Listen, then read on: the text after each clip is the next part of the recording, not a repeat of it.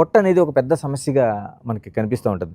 దానికోసం జిమ్ చేసేవాళ్ళు ఒక 6 నెలలు చేసిన తర్వాత మళ్ళీ కనిపిస్తా ఉంటది.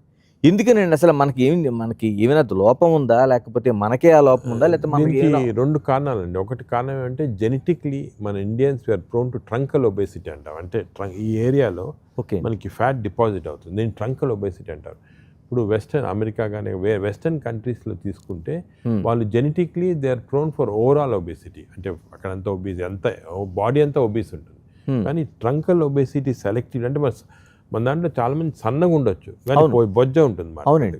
అది జెనెటిక్ రీజన్. మన జీన్స్‌లో ఫాల్ట్ ఉంది. అది కూడా మేము రీసెర్చ్ చేసి కనుక్కున్నాము.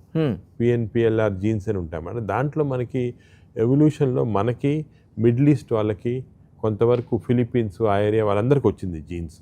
ఈ జీన్స్ వల్ల మనకు ప్రోన్. సెకండు మనం ఎక్కువ కార్బోహైడ్రేట్ డైట్ తీసుకుంటాం. అంటే రైసు అటువంటివి ఎక్కువ తీసుకుంటాము. మీట్ అవన్నీ తక్కువ. అంటే ప్రోటీన్ తక్కువ. న్యాచురల్లీ వచ్చిందని. ఈ 2 కారణాల వల్ల మనకు ట్రంకల్ ఒబేసిటీ. సో అది చిన్నప్పటి నుంచే కౌంటర్ చేయాలి. దానికి పిల్లల్ని చూడగానే చెప్పేస్తాను పేరెంట్స్‌కి, బాబు ఇది వస్తుంది. సో పిల్లల టైం నుంచి కంట్రోల్ చేస్తే మనం బాగా కంట్రోల్ చేయొచ్చు. అది ఎక్సర్సైజు, డయటు, లో కార్బోహైడ్రేట్స్. ఇప్పుడు మన మిల్లెట్స్ అనుకోండి, హై మిల్లెట్స్, లో కార్బోహైడ్రేట్స్, ఎక్కువ proteins, both animal protein, vegetable protein ఎక్కువ తీసుకొని ఫ్యాట్స్ తక్కువ తీసుకుంటే ఈ ఒబెసిటీ అనేది మనం, ఎందుకంటే ట్రంకల్ ఒబెసిటీ అని అది మనం హార్మ్లెస్ కాదు. ఇది కూడా డేంజరస్. ఎస్పెషలీ ట్రంకల్ ఒబెసిటీ ఉండి మజిల్ మాస్ లేకపోతే దాన్ని సార్కోపీనియా అంటాం. ఈ సార్కోపీనియా వచ్చేవరకు లివర్ ప్రాబ్లమ్స్, హార్ట్ అన్నీ వస్తాయి.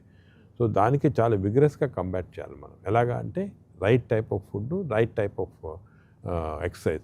Of course we cannot change the jeans అయితే ఇప్పుడు చేంజ్ చేయలేము.